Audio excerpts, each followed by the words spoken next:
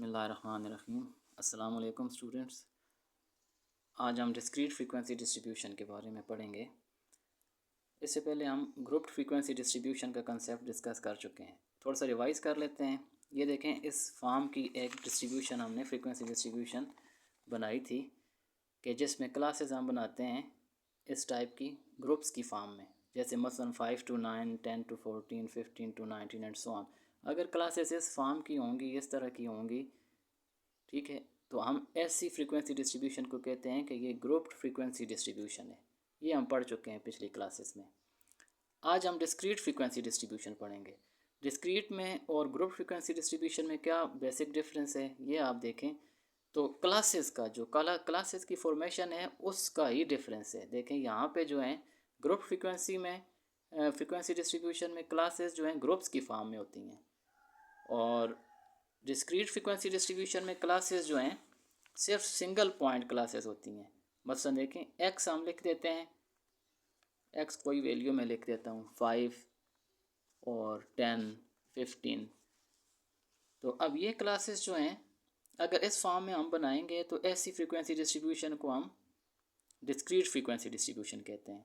तो आज हम डिस्क्रीट फ्रीक्वेंसी डिस्ट्रीब्यूशन पढ़ेंगे।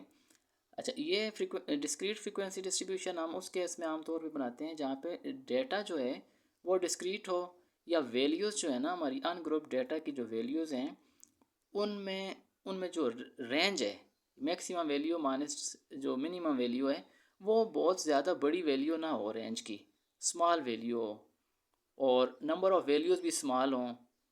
ठीक है, नंबर ऑफ़ वैल्यूज़ मतलब इतनी ज़्यादा ना हो तो वहाँ पे हम फ्रीक्वेंसी डिस्ट्रीब्यूशन बनाते हैं। या फिर ये कह सकते हैं कि जहाँ पे वैल्यूज़ जो है ना वो रिपीटेड वैल्यूज़ हों, ज़्यादा वैल्यूज़ जो हैं वो बार बार एक वैल्यू, कोई वैल्यू जो है वो रिपीट हो रही हो ज़्यादा नंबर ऑफ़ टाइम्स तो उस केस में हम ये फ्रीक्वेंसी डिस्ट्रीब्यूशन बनाते हैं, डिस्क्रीट फ्रीक्वेंसी डिस्ट्रीब्यूशन। तो आज हम इसको बनाने का तरीका देखेंगे कि किस तरह बनाते हैं हम। तो ये एक एग्ज़ाम्पल है, इसको मैं सॉल्व करूँगा आपके लिए। ये एग्ज़ाम्पल आप देख लें। डेटा दिया हुआ है कि इसमें कहता है the following are number of flowers on different branches of a tree, classify the data taking the class interval of size 1। तो इसको हम अब कन्वर्ट करते हैं फ्रीक्वेंसी डिस्ट्रीब्यूशन में।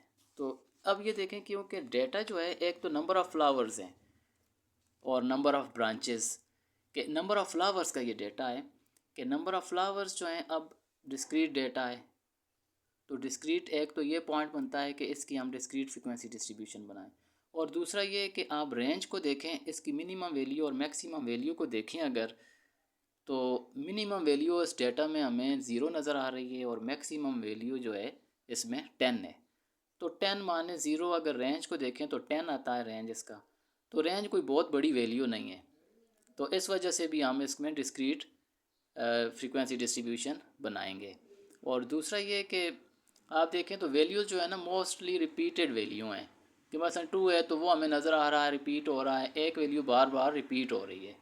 तो इस वजह से हम इसको डिस्क्रीट फ्रीक्वेंसी डिस्ट्रीब्यूशन में ही बनाएंगे, कन्वर्ट करेंगे इस डेटा को। तो चलें इसको देखते हैं कि किस तरीके से करना है इसको।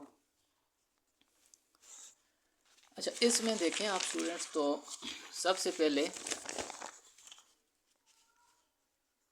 नंबर ऑफ़ फ्लावर्स जो हमारा डेटा है इसको हम एक्स कह देंगे। फिर टेली लगाएंगे, टेली का कॉलम बनाएं, फिर नंबर ऑफ़ ब्रांचेस को हम फ्रीक्वेंसी कहेंगे एफ़। तो नंबर ऑफ़ फ्लावर देखें कि ये डेटा दिया हुआ है, ये क्योंकि फ्लावर्स का डेटा है तो हम इस डेटा को, अपने ओरिजिनल डेटा को एक्स कहेंगे।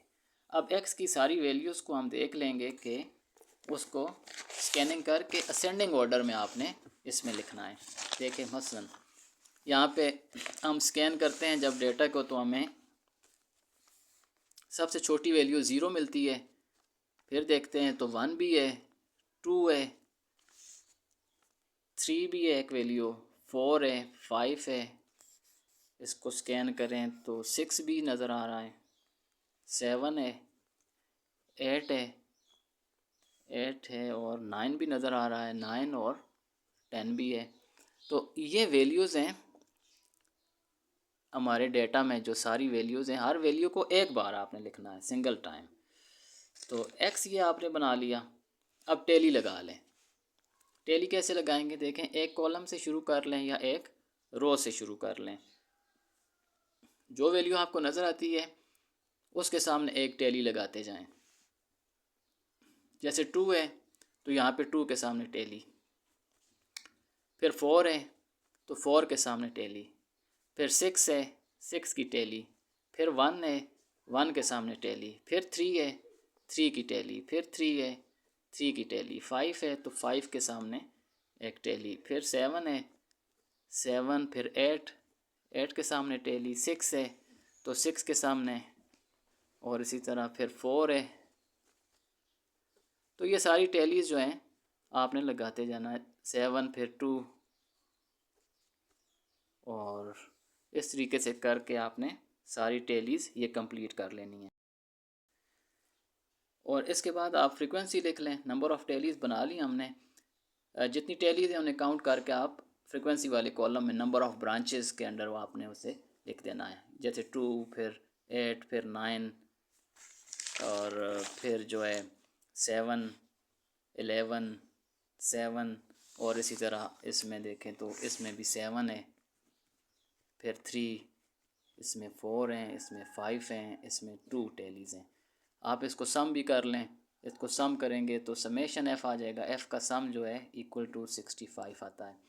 तो इस तरीके से आपने ये फ्रीक्वेंसी डिस्ट्रीब्यूशन बना ली। अब इस फ्रीक्वेंसी डिस्ट्रीब्यूशन को स्टूडेंट्स डिस्क्रीट फ्रीक्वेंसी डिस्ट्रीब्यूशन हम कहेंगे। क्योंकि इसमें जो नंबर ऑफ़ क्लासेस हमने बनाई हैं वो डिस्क्रीट फॉर्म की बनाई हैं हमने। तो अब ये जो है ये डिस्क्रीट फ्रीक्वेंसी डिस्ट्रीब्यूशन बन गई है हमारे पास। और इससे रेलिवेंट क्वेश्चन जो इस एग्जांपल में इसने दिए हैं वो भी हम सॉल्व कर लेते हैं। अब थोड़ा सा इसमें काम ये कर लेते हैं। तो क्वेश्चंस देखें तो इसमें इसने कहा है कि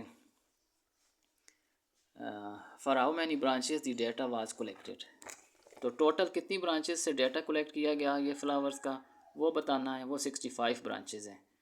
फिर दूसरे पे how many branches have no flowers. तो कितनी ब्रांचेस ऐसी हैं जिनके ऊपर कोई भी फूल नहीं है, कोई भी फ्लावर नहीं है।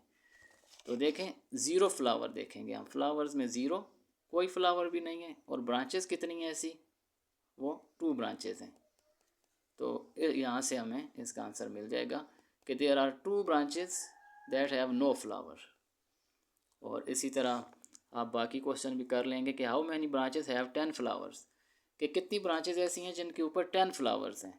तो आप देखें ये नंबर ऑफ़ फ्लावर्स 10 और इनमें कितनी ब्रांचेस हैं, इसमें 2 ब्रांचेस हैं। तो 2 ब्रांचेस हैव 10 फ्लावर्स। और फिर नेक्स्ट है कि how many flowers are on 9 branches, कि 9 ब्रांचेस के ऊपर कितने फ्लावर हैं। तो ये 9 ब्रांचेस देखें, ये 9 ब्रांचेस और इनके ऊपर 2 फ्लावर्स, कि हर ब्रांच के ऊपर 2 फ्लावर्स हैं। और फिर आगे देखें तो टोटल फ्लावर्स का पूछ रहा है नेक्स्ट जो है ना, what are the total number of flowers on 9 branches.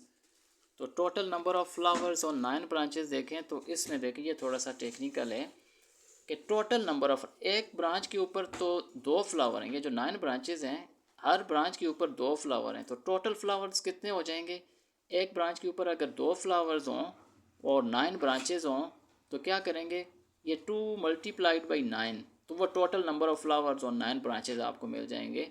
तो 2 multiplied by 9 equal to 18 flowers हैं, जो total number of flowers on 9 branches जो हैं वो 18 है। तो इस तरीके से हमने ये फाइंड करना है।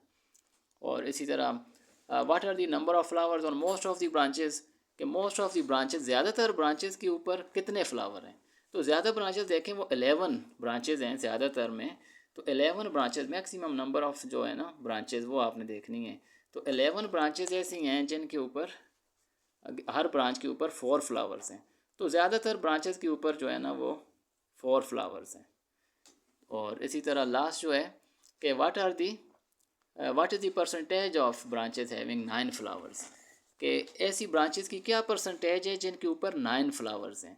तो जिन ब्रांचेस के ऊपर 9 फ्लावर्स हैं वो 9 फ्लावर्स देखें तो 9 फ्लावर्स वाली ब्रांचेस कितनी हैं, वो 5 हैं। तो 5 की परसेंटेज निकालें टोटल के विद रिस्पेक्ट। अब टोटल 65 हैं तो 5 डिवाइडेड बाई 65 मल्टीप्लाइड बाई 100, तो ये हमें 7.69% मिल जाता है। तो इस तरीके से स्टूडेंट्स आपने ये डिस्क्रीट फ्रीक्वेंसी डिस्ट्रीब्यूशन देखना है। ये टॉपिक आप ये क्वेश्चन भी देख लें, क्वेश्चन की स्टेटमेंट देख लें, ये आप लिख लें अपने पास क्वेश्चन पहले, और फिर इसका आप सॉल्यूशन भी इसी तरीके से कर लेंगे। तो ओके स्टूडेंट्स, इसको आप समझने की कोशिश करें, कोई क्वेश्चन हो तो वो फिर आप मुझसे पूछ लें। ओके, अल्लाह हाफिज़।